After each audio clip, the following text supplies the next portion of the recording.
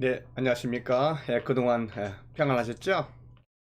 저희들이 지난주에 이어서 계속해서 연대기 성경 강해 순으로 하나님의 말씀을 살펴보고 있는 중에 있습니다.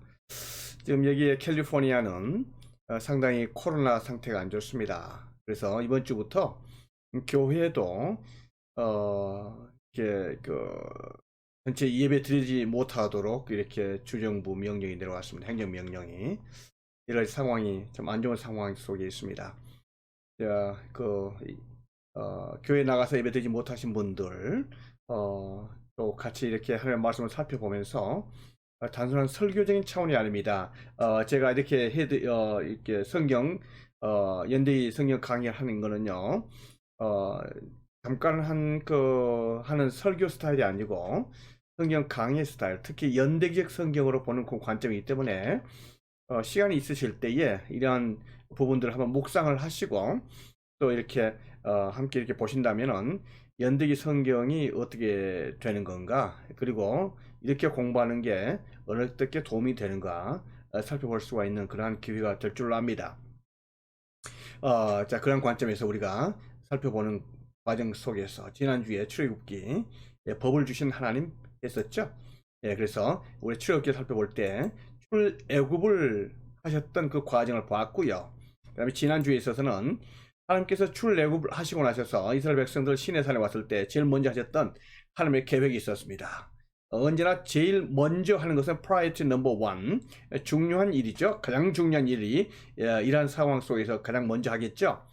제일 먼저 했던 게 법을 주셨습니다. 시내산 율법을 주셨던 거 아니겠습니까? 도덕법, 사회법, 의식법을 주었습니다. 그리고 오늘은요, 법뿐만 아니라 성막을 주시는 하나님을 살펴보는 시간을 갖습니다. 성막. 하나님께서 이 법과 성막, 어떤 관계 있을까요? 법을 주셨던 하나님께서 성막을 주시지 않습니까? 성막은 법과 함께 이렇게 왔던 것을 보게 되거든요. 이러한 관계성, 이런 특징들을 우리가 살펴보면은 하나님의 계획을 알 수가 있습니다. 그래서 그러한 관점에서 하나님의 프로젝트, 성막, 이러한 관점에서 살펴보는 시간을 갖도록 하겠습니다. 우리가 하나님께서 법을 주신 하나님 살펴보았습니다. 하나님께서 법을 주셨죠? 십계명 우리가 살펴보았고 또 알고 계실 줄로 압니다. 하나님께서 십계명을 주셨고요. 하나님께서 주셨던 그 법을 전부 다 이렇게 분석을 하면요, 토마스 아퀴나스는요, 율법을 세 가지로 분류를 했습니다. 의식법, 시민법, 도덕법을요. 모세 오기에 나와 있는 모든 율법이 613개라고 이야기했습니다. 해라 248개, 하지 마라 365개였습니다. 의식법이란 거는요, 제사법입니다. 제사나 성결에 대한 법들 있습니다. 번제, 화목제, 속주제, 속건제 이런 부분도 있지 않습니까? 또 성결법에 대한 부분들, 할례에 대한 해당되는 부분들요. 이러한 법은 오늘날 있어서는 우리가 지킬 필요가 없습니다. 왜냐하면 예수님께서 이미 완성을 하셨죠. 십자가에서. 다음에 시민법이 있습니다. 형법, 민법, 보상법. 우리가 지난주에 살펴봤습니다. 어떤 분은 그 내용을 듣고 나서는 아주 재밌다, 뿐만 아니라 아주 은혜가 되었고 하나님의 뜻을 알게 되었다, 이렇게 말씀하신 분이 계셨습니다. 그러니까 우리가 다시 한번 이러한 부분을, 성경에 나와 있는 법에 대한 부분을 주의 깊게 살펴보는 그러한 시간을 가지시면 좋을 걸로 압니다. 형법, 민법, 보상법입니다. 물론 그 당시에는요, 케이스 로, 판례법이 많이 있었습니다. 판례법이. 그래서 그 판례법이라는 것은 당시의 시대와 상황에 준해서 그걸 참조해서 재판한 거거든요. 그러니까 형법, 민법, 보상법이 상황이 바뀌었다면은 그 형벌에 있어서도 차이가 있을 걸로 보입니다. 그렇지만은 그 전에 흐르는 그 정신, 그것만큼 변할 수 없죠. 하나님의 뜻, 그건 변할 수가 없습니다. 우리가 시민법 이런 부분을 하나님의 뜻과 그 배경, 그러한 상황 속에서 해석을 해야 될 줄로 압니다. 다음에 도덕법은요, 십계명입니다. moral law죠. 십계명은 하나님 나라의 헌법이라고 볼 수가 있습니다. 하나님 나라의 헌법. 이 법은 바뀌어질 수가 없죠. 그래서 이 법은 하나님께서 주시는 하나님의 마음이고 하나님의 백성들이 반드시 지켜야 될 법입니다. 하나님의 백성의 스탠다드가 되는 거죠. 그래서 우리가 거룩, 성결, 구별됨이라고 말할 때 뭘로부터 구별됨입니까? 그 구별됨의 그 기준이 뭡니까? 그것이 바로 법이거든요. 그 법이 뭡니까? 십계명입니다. 세상과 구별되어지는 바로 그 기준, 이게 십계명입니다. 그래서 우리가 십계명은 지켜져야 되는 거죠.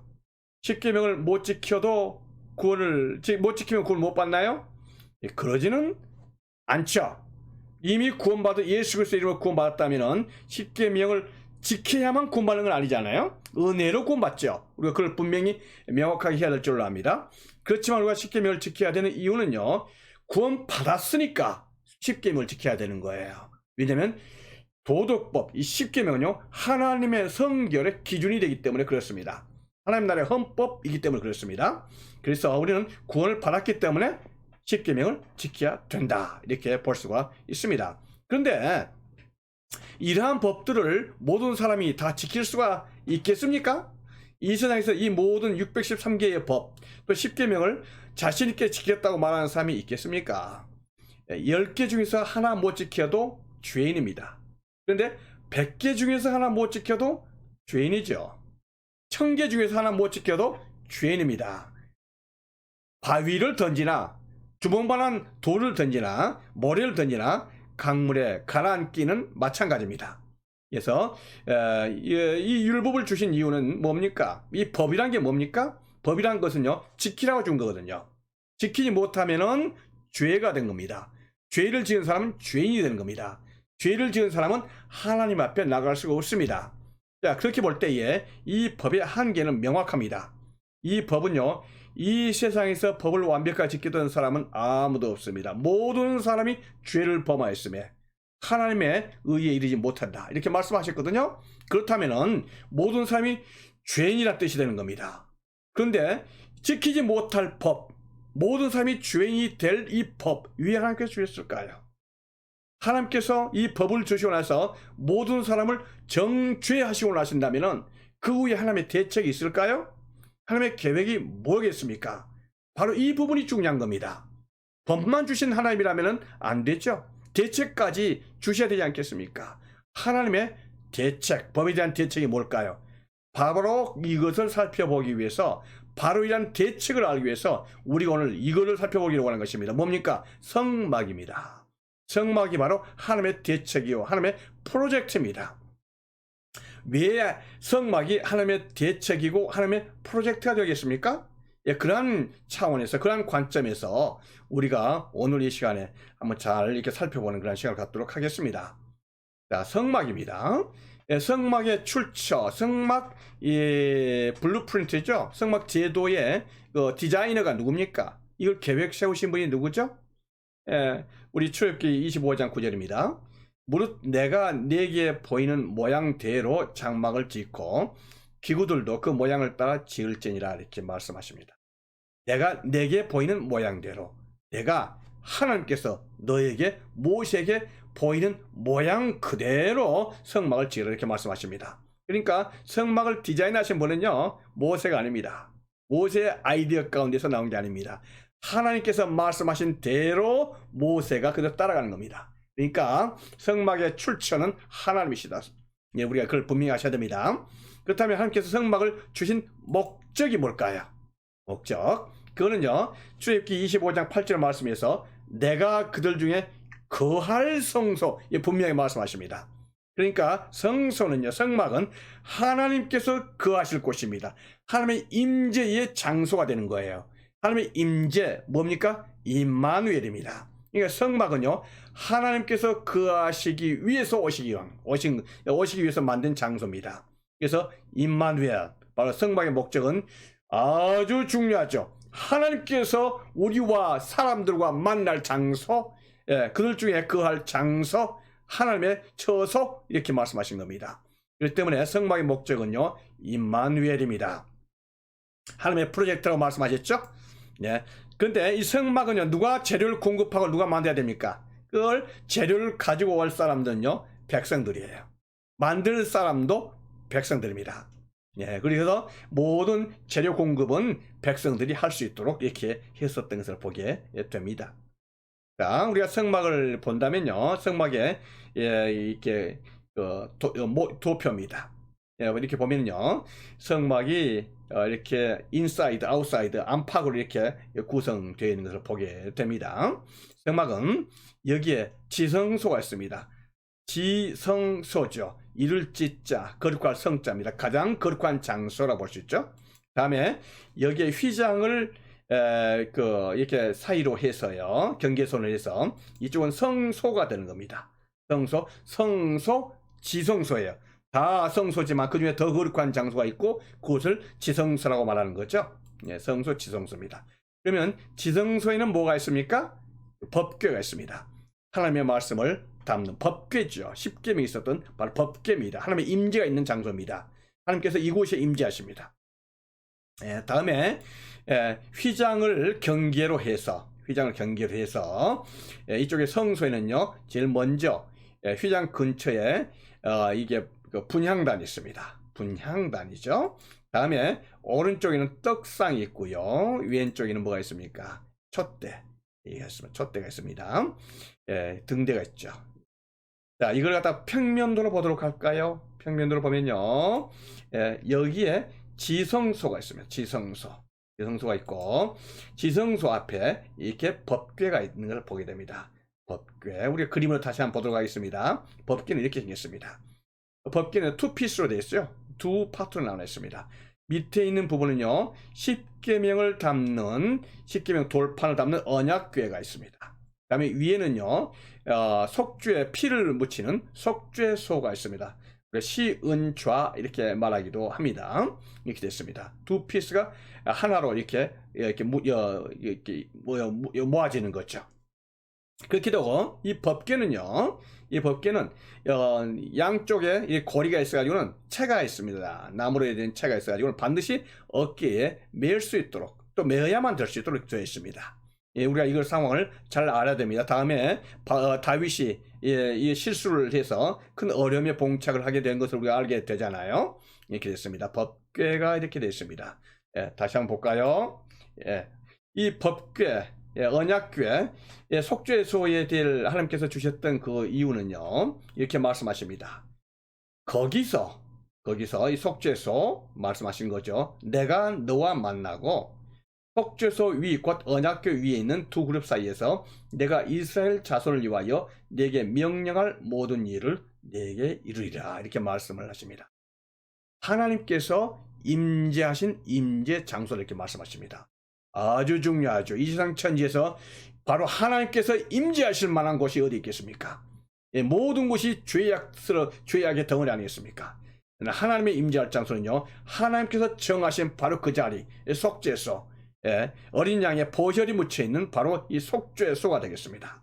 그래서 이 속죄소, 지성소의 가장 중요한 의미는요, 하나님의 임재다, 하나님께서 함께 하신 곳이다, 하나님께서 사람을 만난 곳이다, 이렇게 보셔야 되겠습니다. 아주 중요한 그런 의미가 있죠. 예.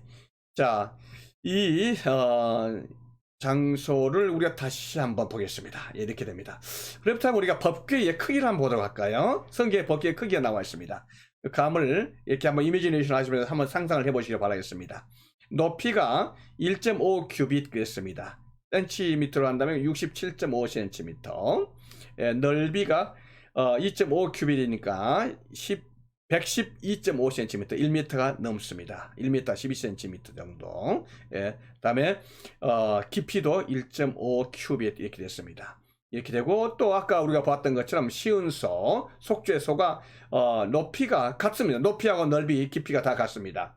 이렇게 해서 높이도 1.5 큐빗이기 때문에 전체 크기로 본다면 한 세트로 해서, 투피스 한 세트로 해서 크기로 본다면은 약 135cm, 1m 35cm의 금으로 만들어져 있는 이러한 속죄소 법궤다, 이렇게 보겠습니다. 법궤는 아까 말씀드렸지만 뭐가 들어가 있다고요? 법궤는 십계명 돌판이 있었습니다. 그리고 한때는요, 거기에 아론의 쌍난 지팡이, 또 만나도 있었지만은 하나님께서 이때 당시에 말씀하실 때는 원래 목적은요, 돌판 십계명, 하나님의 말씀을 주셨던 십계명을 여기에 보관하기 위해서 있었던, 하나님의 말씀이 있었던 그러한 법궤다 용도가, 그렇게 볼 수가 있겠습니다. 자, 지성소에서 나오면요, 휘장을 경계로 해서, 휘장을 경계로 해서 제일 먼저 뭐가 있습니까? 우리가 보았던 것처럼 분향단 있습니다. 분향단. 오른쪽에는 뭐가 있습니까? 떡상이죠. 떡상 위에는 진설병, 떡이 이렇게 진설되어 있을 겁니다. 왼쪽에는 뭐가 있습니까? 왼쪽에는요, 등대, 촛대가 이렇게 있습니다. 다음에 우리가 또 보겠지만요, 이 성막은 사중으로 되어 있는, 사중 휘장으로 쳐져 있는 아주 튼튼한 그런 곳입니다. 그래서 사중으로 되어 있기 때문에 이 속은요, 캄캄한 어둠이라 볼 수 있습니다. 빛이 들어오지 않죠. 또 제일 밖에는 해달의 가죽으로 덮어있기 때문에 빛이 전혀 들어오지 못한 구조로 되어 있습니다. 오로지 유일한 빛은 여기 나와 있는 등대, 촛대다 이렇게 보게 되겠죠. 우리가 조금 더 한번 살펴보도록 하겠습니다. 지성소에 대해서는 우리가 방금 법계 살펴봤잖아요. 이제는 성소로 와가지고는요, 여기에 뭐가 있었습니까? 여기에 분향단이 있었습니다. 분향단 크기는 이렇게 되겠습니다. 모양이 이렇게 됐었죠. 크기는요, 이 규빗이니까 높이가 90cm 정도, 넓이가 45cm, 다음에 깊이도 45cm, 1규빗이 이렇게 되는 거죠. 여러분 상상되죠? 크기가 되죠? 이 정도 크기 이렇게 될 수가 있겠습니다. 이 위에는 분향단에는 이렇게 되어 있습니다. 이렇게 있어가지고는 여기에 분향로가 있죠. 향로가 있고 향로 있고 분향단에는 양 네 귀퉁이에 이렇게 황소의 뿔 모양으로 조각이 되어 있습니다. 여기에 황소 뿔이라는 것은 이 향이 뭐를 의미합니까? 분향은요, 성도의 기도를 의미하거든요. 제사장들의 기도를 의미합니다. 이 기도에는요, 능력이 있지 않습니까? 그래서 이 능력을 상징하는 황소의 뿔을 조각을 했습니다. 그래서 분향노를 우리 살펴보았습니다.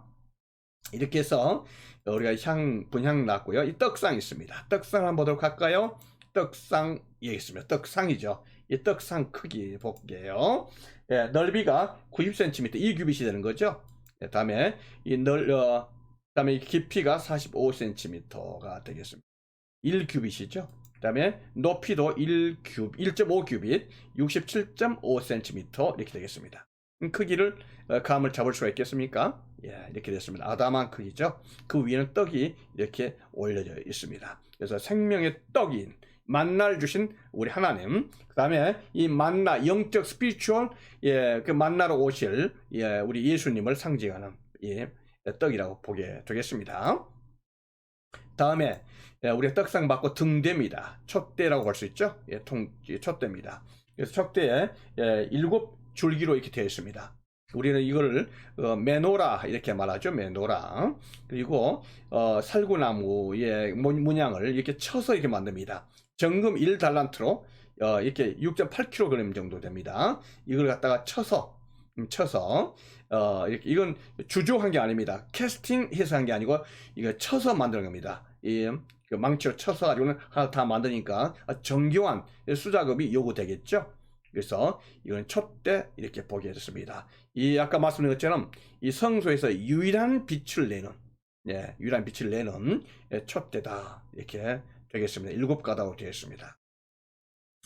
그래서 우리가 성소와 지성소를 봤고요. 다음에 물두멍이 있습니다. 이게 제사장들이 오고 가면서 물을 씻는, 손을 씻고 손을 하는 깨끗하게 씻는 이 물두멍입니다. 손을 씻지 않고는 성소에 들어갈 수가 없죠. 반드시 손을 씻어야 되는 그런 애식이 필요합니다. 성소 있습니다. 물두멍이 있습니다. 다음에 이제 놋제단이 있습니다. 놋제단은 아시다시피 번제단이 있는 곳이죠. 놋제단, 이렇게 번제단을 드리는 겁니다. 이렇게 되어 있겠죠. 그래서 번제단 그랬습니다. 번제단은요, 이게 뿔이 이렇게 조각되어 있습니다. 이것은 능력과 힘과 권위를 의미하는 거죠. 그래서 이 제단을 통해서 번제를 통해서 하나님께 드리워지는 능력을 의미합니다. 이렇게 그 크기는요, 2m가 넘습니다. 2m 25cm, 공이 2m 25cm 정방향이 되겠습니다. 이렇게 놋을 쳐서 만든 것을 보게 되겠습니다. 높이는 이제 3규빗에서 135cm 정도 이렇게 되겠습니다. 그래서 우리가 이러한 부분들을 살펴봅니다. 여기 나와 있는 우리가 많은 것들을 살펴보았는데요. 하나하나가 다 의미가 있고, 무엇보다도 이 성막, 이건 성막이 앞으로 오실 예수님을 상징하잖아요. 성막 그림자고. 그래서 모두가 다 예수님이 어떠한 분이신가는 예수님의 성품을 소개하는 그런 내용이 되겠습니다. 놋제단은 뭡니까? 놋제단에서 번제를 드리는 거죠. 그래서 어린 양으로 오신 예수님, 그러면서 십자가 못 박혀 돌아가실, 우리를 위하여 돌아가실 바로 그 예수님을 의미합니다. 물두멍에서는요, 손을 씻고 정결하게 되는 거지 않겠습니까? 이것은 물과 성령으로 거듭나지 않고는 하나님 나라에 들어가지 못하는 거듭남이 돼서 깨끗하게 씻는, 바로 그것을 이야기 되겠죠. 다음에 떡상은 바로 생명의 떡으로 오신 예수님 의미할 수 있습니다. 등대는요, 빛인 유일한 빛입니다. 그 빛만이 필요한 거 아니겠습니까? 그래서 나는 세상의 빛으로 오셨다는 그 예수님을 의미합니다. 분향단은요, 분향단은 성도의 기도 안에 있습니까? 누구의 이름으로 기도합니까? 예수님의 이름으로. 그래서 예수님의 이름을 드리는 분향, 그 기도를 의미합니다. 하나님께서 받으시는 그 기도를 말씀하시는 거죠. 그다음에 지성소가 있습니다. 지성소는 바로 대제사장이 들어가서 그 중보 기도를 하지 않습니까? 그래서 대제사장과 하나님의 만나는 장소, 임재, 하나님의 임재의 장소 이렇게 볼 수가 있죠. 특히 하나님의 임재는요, 법궤 시은 좌입니다. 시은 좌에서 속죄소에서 하나님의 임재, 하나님의 영광이 드러나는 거죠. 그래서 시운자와 법궤는요, 하나님의 임재의 상징 이렇게 되겠습니다. 그래서 이렇게 볼 때 성막 전체가 다 앞으로 오실 예수님의 성품을 그대로 그린 것이라고 볼 수가 있습니다. 뿐만 아니라 우리가 그 성막에서는요, 여러 가지 내용들이 필요로 합니다. 부수적인 내용들, 뭐 부수적인 게 아니죠. 필수적인 것들이죠. 죄송합니다. 부수적이라 해서 필수적인 내용인데, 거기는 관유, 기름이죠. 기름, 오일, 어노인팅 올리에서 그 바르는 오일에 대한 정확한 그 매뉴얼들이 나와 있는 것을 보게 됩니다. 특히 거기에 이 오일을 만들 때는요, 상등 향품을 사용하였습니다. 상등 향품이라는 것은 fine spices요. 스파이스, 향료, 향품을 가지고, 향신료를 가지고 이 오일을 만들어 이렇게 말했습니다. 향신료 중에서 제일 먼저 나온 게요, 액체 몰약 500세겔이었습니다. 액체 몰약이라는 것은 이게 몰약을 만든 나무입니다. 몰약이라는 것은 이거죠. 몰약이 이건데, 우리 동방 박사가 몰약과 다음에 또 몰약을 가져오고 또 뭘 가져옵니까? 몰약과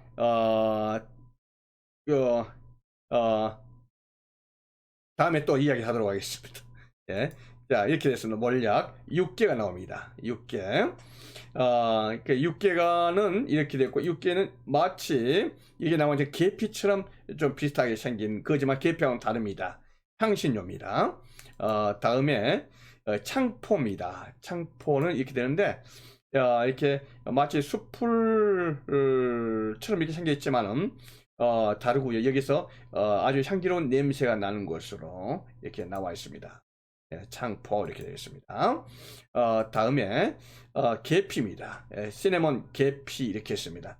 계피는 이렇게 향신료로 이렇게 해서 계피를 가지고 이렇게 했습니다. 다음에 감람유, 올리브 나물에서 나오는 올리브유를 이렇게 사용해 가지고는요, 이것들을 통해서 관유 오일을 만들어 했습니다. 그래서 이 오일을 만들어 가지고 머리에다 붓는 거 아니겠습니까? 그래서 향기로운 오일이 되겠죠. 몰약, 그다음에 육개, 창포, 계피, 올리브유 이렇게 할 때 그 향기가 아주 향기로운 그 오일이 만들어질 수 있는 거죠. 이걸 만들어가지고 뭐 하냐고 그랬습니까?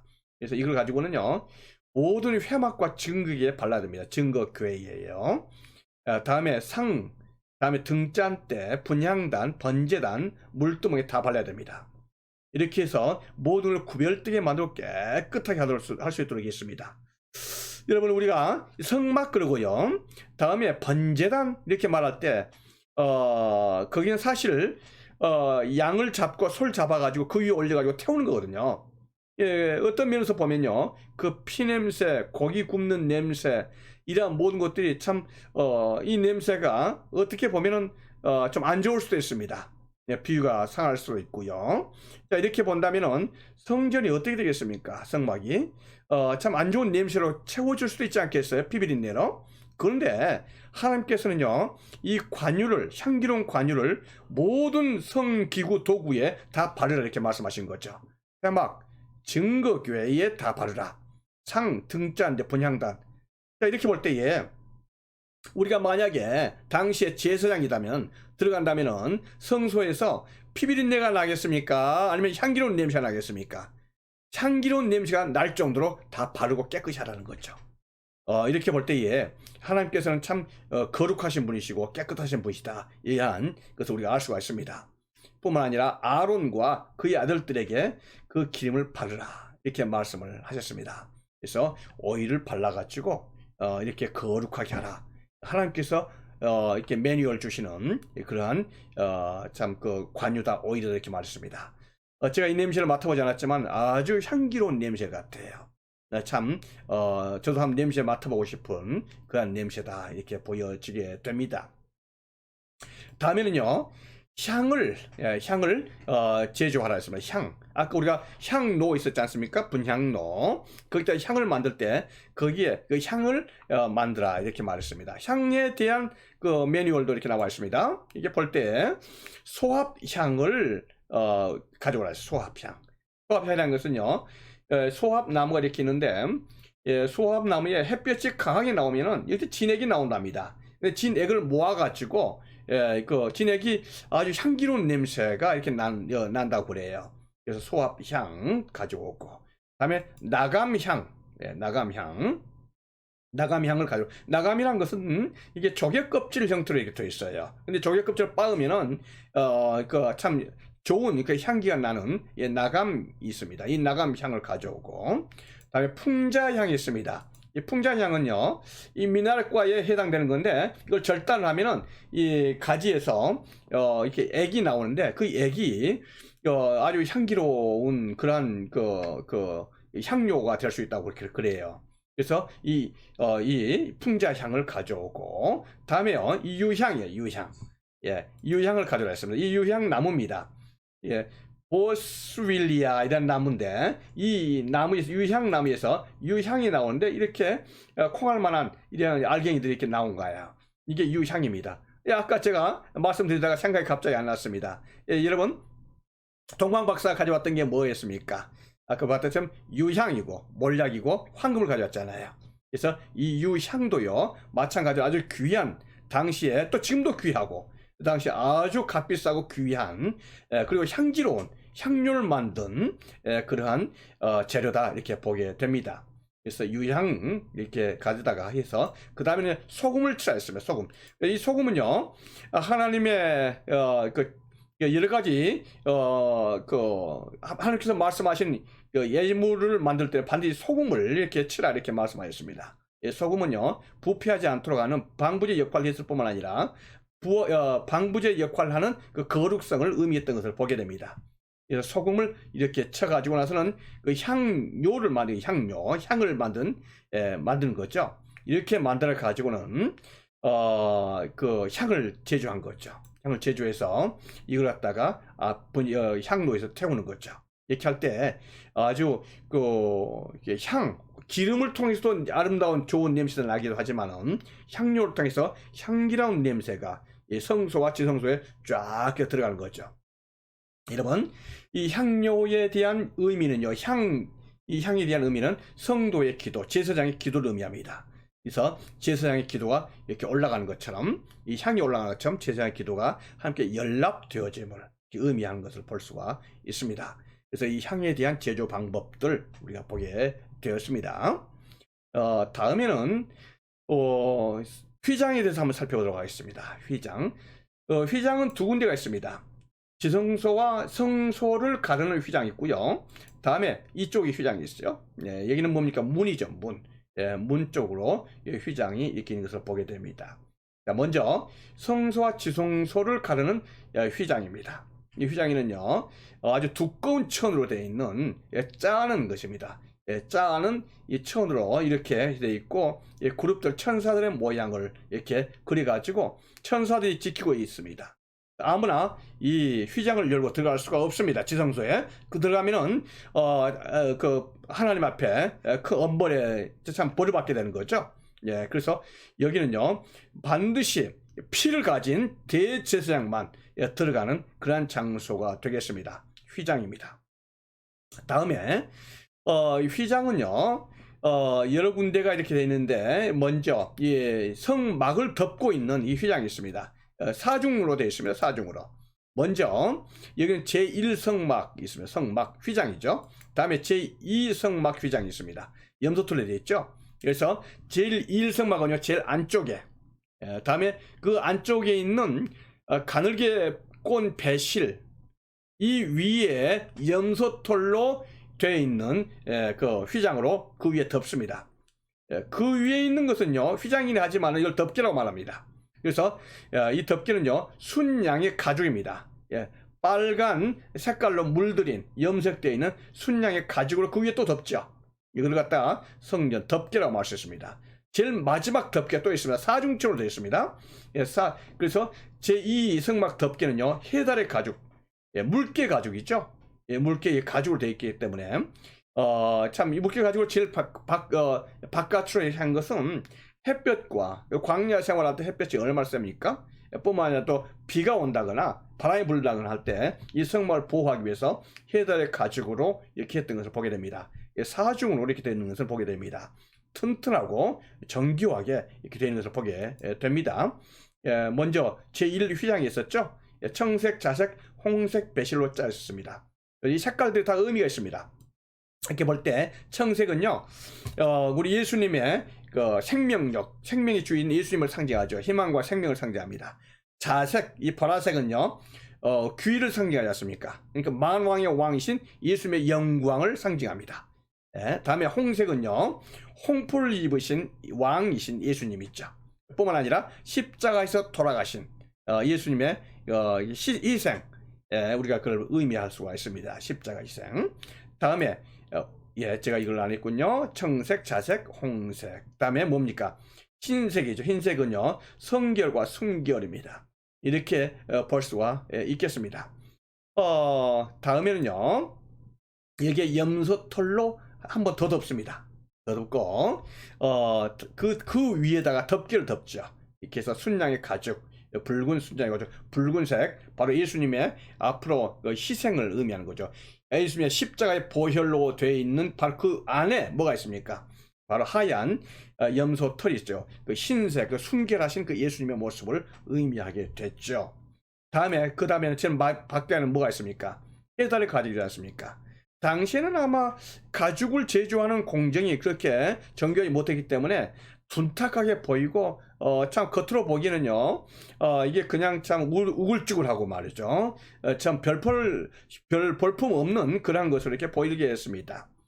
그렇지만은 그 역할의 펑션에 있어서는 든든하죠. 어떠한 바람, 어떠한 햇빛에도 막아줄 수 있는 그런 것이 되겠습니다. 아주 튼튼하고 정교히 짜있는 이 사중으로 되어 있는 천입니다. 이렇게 볼 때에 여러분 어떻습니까? 저는 이걸 보면서요 하나님께서는 천지 만물을 창조하신 하나님이십니다. 위대하고 거대하시고 우리가 그 하나님의 크기와 하나님의 장엄함을 어떻게 다 설명할 수 있고 감을 잡을 수 있겠습니까? 이 크신 하나님, 우주를 창조하신 하나님. 그런데 여기에서 우리가 성막을 이렇게 보면요 천 하나하나에 그리고 색깔 하나하나에 이렇게 다 이렇게 세밀하신 그 하나님의 성품을 보면은 하나님은 장엄하신 하나님이지만 세밀하신 하나님, 아버지 같은 하나님, 어머니 같은 하나님, 참 이러한 모습을 우리가 보게 됩니다. 하나님의 그 귀하신 정말 아름다우신 그 성품을 우리가 또 한번 이런 모습을 통해서 이런 것까지 신경 쓰실 뿐만 아니라 관심이 있으시고 이런 것을 갖다 디자인하신 이 최고의 디자이너 우리 하나님의 모습을 보게 됩니다. 자, 우리가 한번 그러면은 하나님과 만나는 장소였던 지성소와 성막의 넓이를 한번 보도록 하겠습니다. 성막과 지성소를 보는 성소는요 한 20규빗이니까 한 9m 정도 크기입니다. 그 다음에 넓이는 4.5m 정도. 크기를 아시겠죠? 9m 크기에 4.5m 정도. 지성소는요 4.5m예요. 4.5m. 그다음에 넓이는 아시겠죠? 4.5m 정도. 그래서 지성소와 성소의 크기는 이렇게 있습니다. 성소와 지성소, 이 성막 자체만 본다면은 전체 크기가 13.5m 정도가 되겠습니다.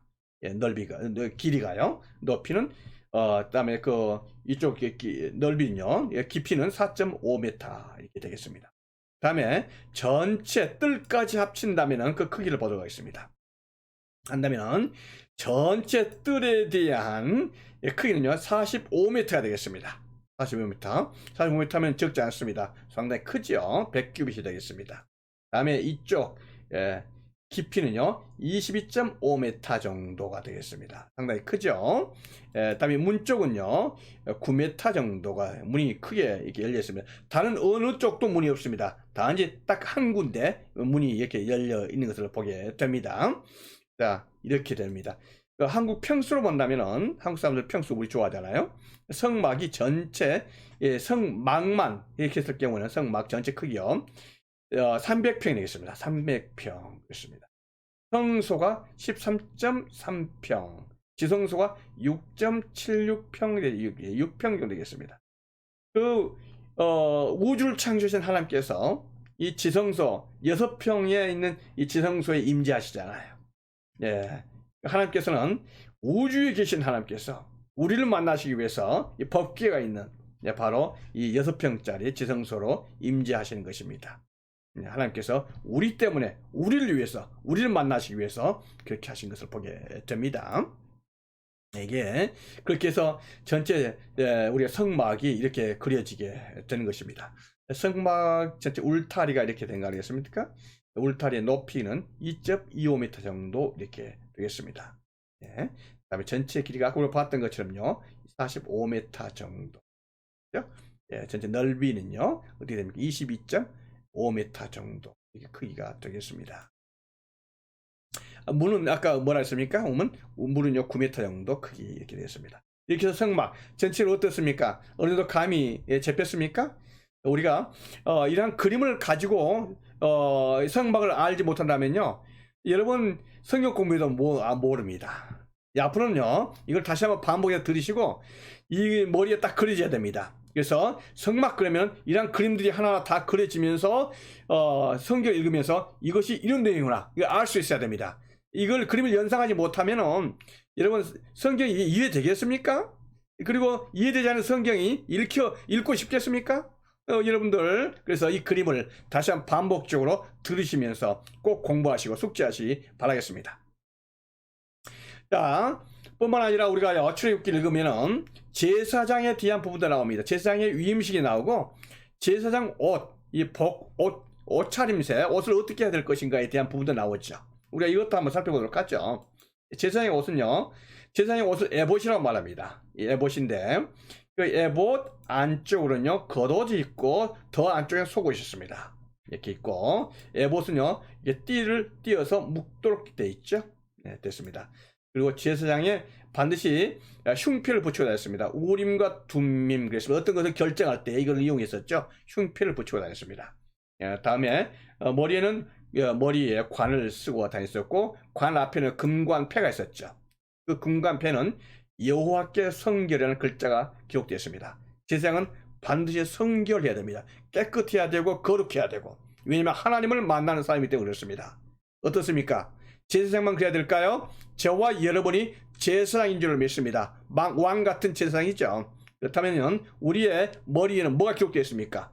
여호와께 성결이라는 바로 그 글씨가 우리 머릿속에 있어야 될 줄 압니다. 그래서 언제나 하나님께 바로 에봇을 입은 제사장처럼 그리고 여호와께 성결이라고 써있는 금관표를 기록되어 있는 그런 제사장처럼 하나님께 구별된 삶을 살아야 될 줄로 믿습니다. 예.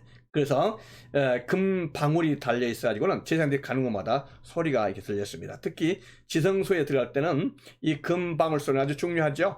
이 금방울 소리가 나면 살아있다는 것이고 금방울 소리가 나지 않았다면은 가서 하나님을 만나지 못하고 죽었다는 겁니다. 실수할 거 있죠. 뭔가 해결해야 될 문제를 하지 못하고 하나님 앞에 나갈 때는요 정말 하나님께서 원하시는 그런 방법대로 해서 조심해서 하나님께 나가야 됩니다. 그래서 그만큼 제사장의 역할이 컸었던 것을 보게 되는 거죠. 이러한 모든 것을 만드는 것이 여러분 쉽겠습니까? 당시에 그 디자인했던 모든 것들을요. 이거는 결코 쉬운 작업이 아닙니다. 이거는 정말로 정교한 작업 아니겠습니까? 예, 이런데 이제 정교한 작업을 누가 하겠습니까? 예, 모세가 그걸 할 수 있나요? 아니 못하죠. 하나님께서 특별한 사람을 선별해서 이러한 일을 할 수 있도록 해야 됩니다. 하나님께서 그렇게 할 만한 사람을 준비해 놓으셨죠. 유다지파의 부살렐, 단지파의 오홀리압이 하나님의 성에 충만했었고 지혜와 총명과 지식이 그리고 무엇보다도 손재주가 아주 좋아서 이것을 만들 수 있는 그런 사람이었습니다. 정교한 일을 할 수 있는 그런 사람이었기 때문에 하나님께서 이런 모든 일을 다 할 수 있는 디렉터 책임자로 부살렐과 오홀리압을 세워서 이 일을 주관하도록 했었던 것을 보게 됩니다. 하나님께서 사람들과 우리 인간들과 하나님의 백성들과 만나기 위한 하나님의 거대한 프로젝트, 바로 성전인 것을 보게 됩니다. 하나님께서 이러한 일을 위해서 모세를 부르셔서 지금 시내산에 올라갔지 않습니까? 그래서 하나님의 그 임재, 하나님의 함께하심, 이거는 하나님의 뜻이었었고 하나님의 프로젝트인 것을 보게 됩니다. 그런데 이게 웬일입니까? 이스라엘 백성들, 그러한 하나님의 계획과는 정반대로 지금 하나님의 뜻에 정반대로 잘못된 큰 죄를 범하고 있는 것입니다. 뭡니까? 금송아지를 만들고 이것이 하나님이다, 하나님에 대한 반역 행위를 하고 있는 것을 보게 됩니다.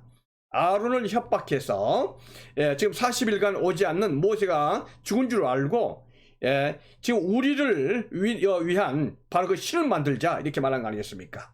그렇게 해서 그들이 가졌던 금으로 금송아지를 만드는 거예요. 그렇게 하면서 뭐라고 말합니까? 이는 너희를 애굽 땅에서 인도하여는 너희의 신이다.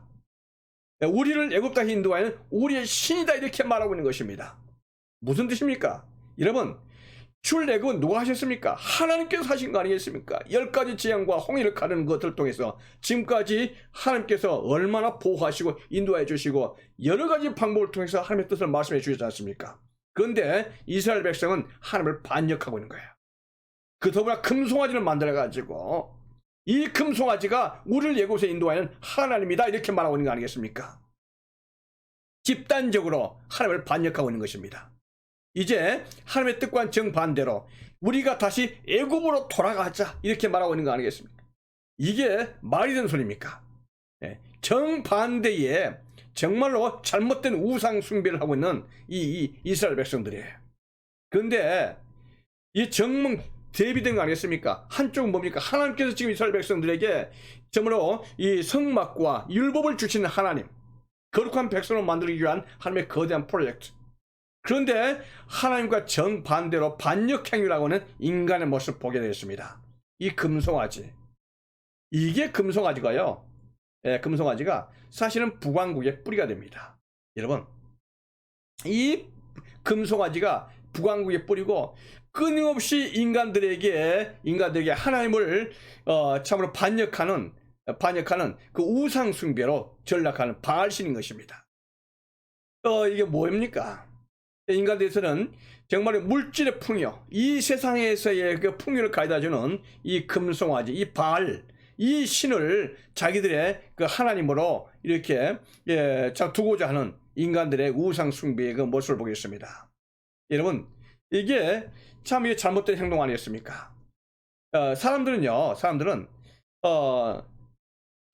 사람을 만든 하나님보다도 자기들이 만든 하나님을, 우상을 이렇게 숭배하고 싶은 우상 숭배의 그 기질이 있는 약한 모습을 우리가 보게 되는 것입니다. 이게 단지 당시에 우리가 4,000년 전에 이런 일들에 불과하겠습니까? 네, 지금도 마찬가지입니다. 이게 뭡니까? 미국 증권 거래소 앞에 있는 이 황소의 상황 아니겠습니까? 왜 황소상입니까? 이게 만몬신입니다. 이게 바알신입니다.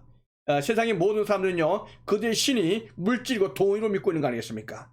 금송아지는요, 사람들 마음속에서 흐르는 하나님과 대비되는 바로 금송아지, 부의 상징이었었던 이 바알신을 섬기고 하는 싶은 그 우상숭배의 속성입니다.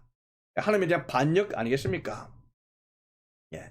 자, 이러한 상황 속에서 우리가 이 아론이요, 내일은 하나님의 절일이다, 이렇게 이야기하니까 또 이스라엘 백성들이 하는 행동 보세요. 아침에 일찍 일어나서 번제를 드리고 화목제를 드리는 거예요. 그리고 백성이 앉아서 먹고 마시고 일어나서 뛰놀더라 이렇게 했습니다. 이게 무슨 뜻이냐면요. 아론이 내일은 하나님의 절기다. 하나님께 예배 드려야 되지 않겠느냐? 이렇게 말할 때 이 백성들이 그걸 거부하지 않습니다. 일어나가지고 아침 일찍이 번제도 드리고 화목제도 드립니다.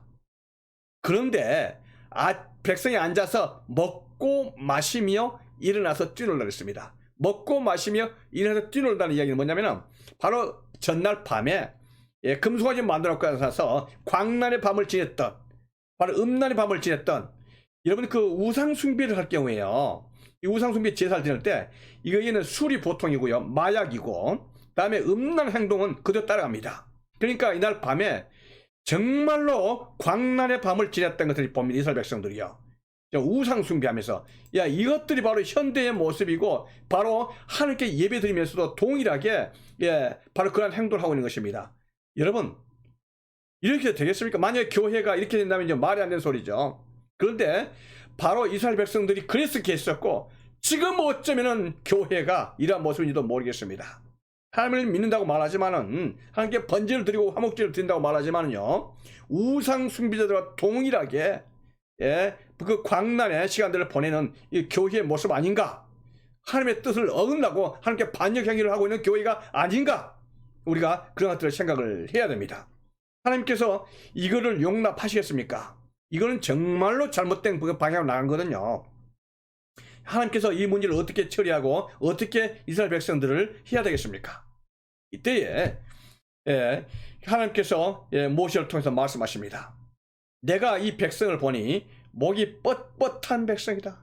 뻣뻣하다는 말은 목이 너무나 곧은 거예요. 다른 말로 강팍한 거예요. 여러분, 소가 뻣뻣하게 머리를 숙이고 있으면요, 거기에 멍이를 어떻게 지우겠습니까? 자, 이 뻣뻣한 백성, 하나님의 말씀을 받으려고 하지 않은 뻣뻣한 백성, 곧은 백성이 이렇게 말하는 거죠. 하나님의 말씀을 들으려고 하지 않은 거예요. 이게 안 되는 거죠. 그래서 하나님께서는 내가 그들에게 진노하여 그들을 진멸하고 이렇게 너를 큰 나라가 되겠다 이렇게 말씀해요. 무슨 뜻이냐면은 내가 이 이스라엘 백성을 다 진멸하고 다 죽여버리겠다. 그리고 모세야 다시 하자. 이렇게 말씀한 거 아니겠습니까? 이스라엘 백성들이 정말로 하나님에게 실망을 끼쳐도 보통 실망을 끼쳐드린 게 아닙니다. 잘못한 거죠, 이스라엘 백성들이요. 그래서 하나님께서 이스라엘 백성을 전멸시키고 다 죽여버리려고 이런 마음을 갖다가 모세에게 한 거예요.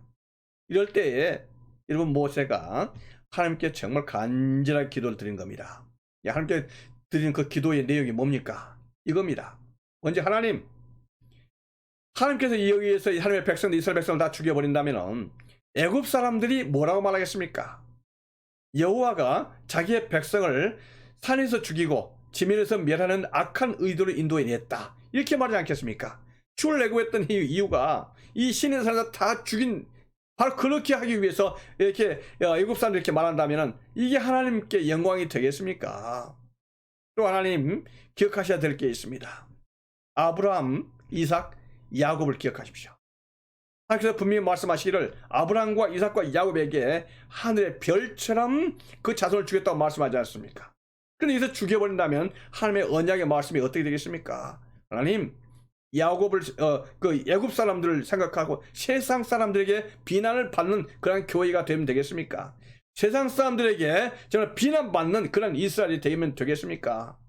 하나님, 그러지만 하나님의 영광을 위해서, 그리고 하나님께서 약속하셨던 그 언약을 위해서 한번 참으시죠. 이렇게 모세가 간절한 마음으로 기도를 드리는 거 아니겠습니까? 하나님께서 이렇게 할 때 모세가 하나님께 받아왔었던 그 율법, 이 십계명을요, 다 깨트립니다. 집어 던지죠. 이스라엘 백성들 향해서, 이스라엘 백성들에게 너희들은 이 십계명을 받을 자격도 없고 이거 주더라도 이거 행동도 하기 이행도 못할, 순종도 못할 그러한 백성이다, 이거 아니겠습니까? 그래서 이스라엘 백성들에게 돌판을 집어 던지죠. 그리고 그 송아지를 갖다가, 금송아지 아니겠습니까? 다 불에 살려가지고는 갈아가지고 가루로 만들어가지고 물에 타서 이스라엘 백성들에게 한 사람 한 사람 마시게 만듭니다. 여러분, 이 말씀이 얼마나 진동한 이 모세의 모습이겠습니까? 그리고 하나님의 모습 아니겠습니까? 이렇게 하는 거예요. 그러면서 이 모세가 하나님 편에 쓴 사람, 하나님 편에 쓴 사람은 나에게 모여라 이렇게 말한 거 아니습니까? 그렇게 할 때 레위 백성들이, 레위 자손들이 다 모세에게 나온 겁니다. 모세가 레위 자손들에게 허리에 칼을 차라고 말하는 거야. 그리고 어젯밤에 광란의 밤을 보내면서 하나님께 정말로 그 배신했던, 반역했던 그런 사람들을 칼로 쳐라, 그 주모자들, 이렇게 말할 때에 이 레위 자손으로 말미암아 그날 3,000명 정도가 죽게 된 것을 보게 됩니다. 그래서 이 참 하나님의 그 앞에서 반역 행위를 했던 그런 사람들을 다 처단하고 이 문제를 해결해야 되지 않겠습니까? 이렇게 했을 때 이 모든 문제가 하나님 앞에서 깨끗하게 참 처리하는데 이 모세가 심려를 기울이고 정성을 다한 것을 보게 되겠습니다.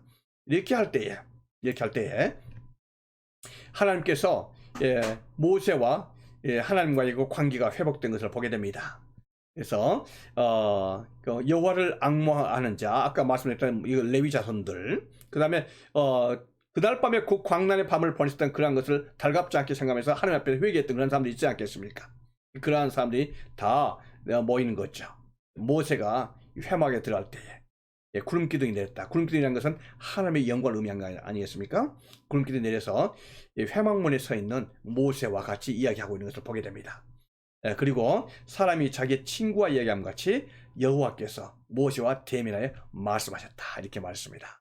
모든 백성들이 하나님과 모세의 모습을 보면서 하나님께 예배드리고 예배가 다시 회복된 것을 보게 됩니다. 그래서 하나님과의 관계가 회복되어지는 이런 모습을 보게 됐습니다. 여러분, 여기서 우리가 알 것은요, 이스라엘 백성들이 그런 큰 죄에도 불구하고 모세의 중보기도, 모세의 기도를 통해서, 또 모세의 행동을 통해서 이 문제가 해결되어지고 하나님과의 관계가 다시 회복되어진 것을 보게 됩니다. 저와 여러분이 모세와 같은 그런 사람이 되어야 될 줄로 믿습니다. 이 세상이 아무리 악하다 할지라도 악해 갑니다. 너무나 많이 어려운 상황 아니겠습니까?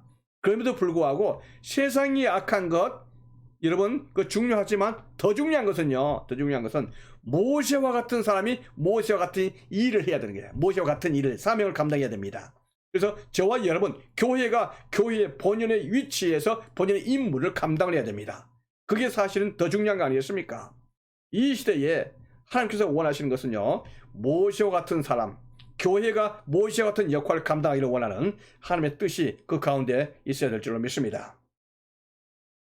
이렇게 해서 하나님께서는 다시 모세를 부르십니다.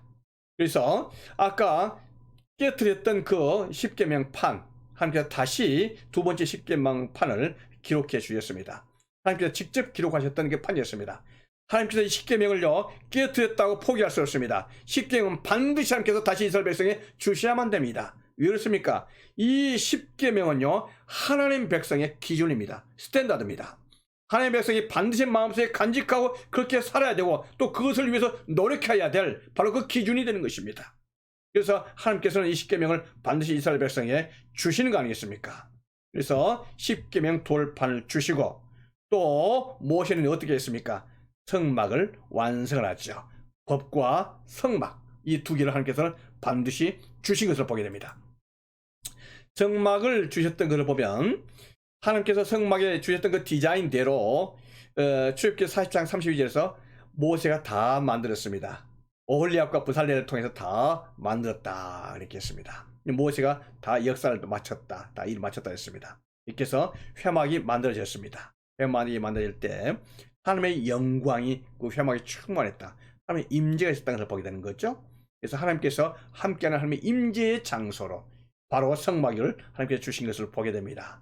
하나님의 영광이 충만했습니다. 이스라엘 백성은요, 앞으로 이 성막 위에 하나님의 구름, 하나님의 영광이 떠오를 때에 하나님께서 인도해 주시는 그 인도함을 따라서 출발하고, 구름이 떠오르지 않으면요, 계속해서 구름이 떠오를 때까지 머무르고, 이렇게 할 때 하나님의 인도하심을 받는 바로 그 사인이 되는 것을 보게 됩니다. 하나님의 임재죠.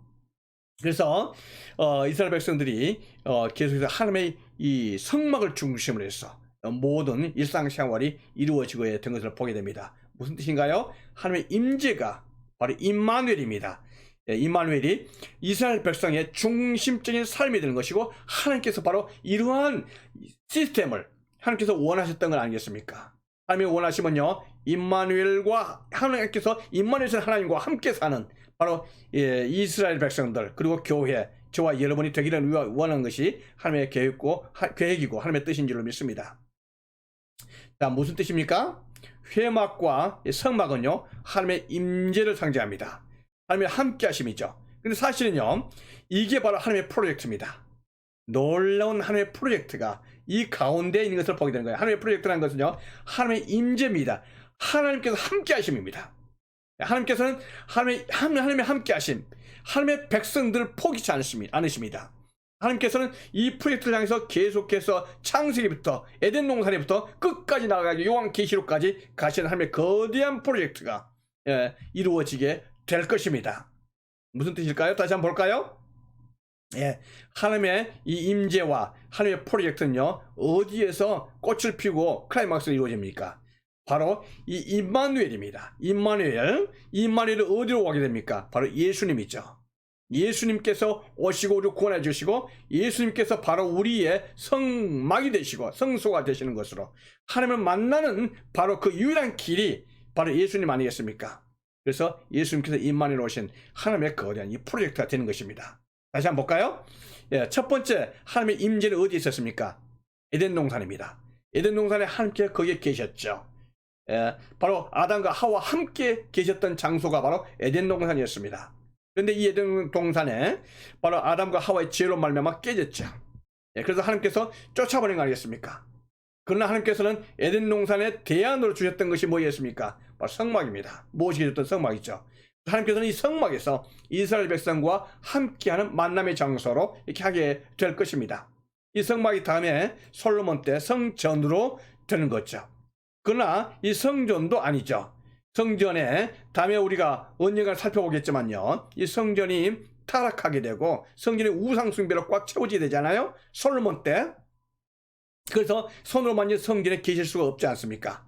그래서 하나님께서 영원한 성전, 사람의 손으로 만들지 않은 성전, 바로 그 성전으로 오시게 되는 거죠. 누굽니까? 임마누엘 하신 바로 하나님, 예수 그리스도 앞으로 바로 이 예수 그리스도 임마누엘로 오신 이분으로 오시게 된 겁니다. 예수님은 우리가 함께 나아가는 하나님을 만나는 그 장소, 그 유일한 길인 줄로 믿습니다. 그래서 예수님 우리에게 성막이십니다.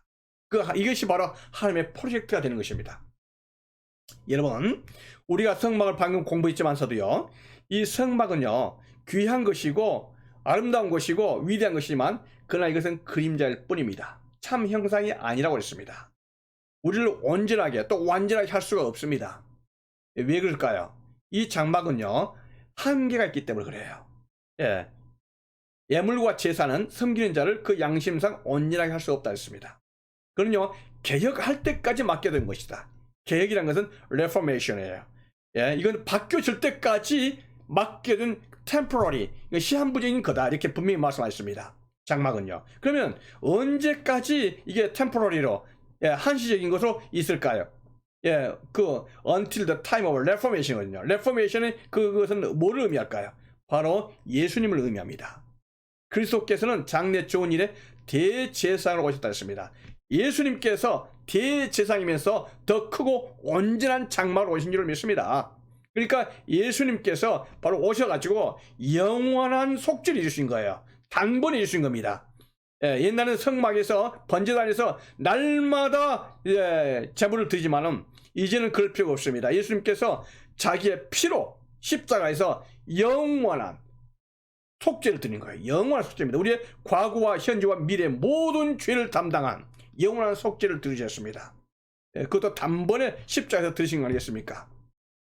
바로 이 장막은요, 성소는 예수 그리스도를 의미하신 것입니다.